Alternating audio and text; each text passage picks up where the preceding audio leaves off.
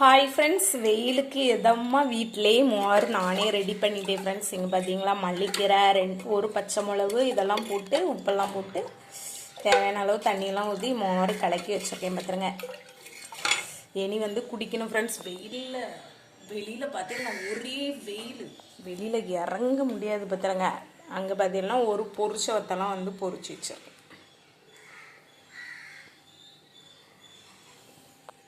நீங்களும் எந்த அளவுக்கு நம்ம உடம்பு இந்த வெயிலுக்கு குளிர்ச்சியாக வைக்க முடியுமோ வச்சிடுங்க ஃப்ரெண்ட்ஸ். அது ரொம்ப நல்லது பார்த்துடுங்க. ஏன்னா அந்த வெயிலுக்கு ரொம்ப கஷ்டம் பார்த்துடுங்க. இன்றைக்கி தான் ஃப்ரெண்ட்ஸ் வேலையெல்லாம் பார்க்கணும், எல்லாம் அப்படியே இருக்குது பார்த்துருங்க.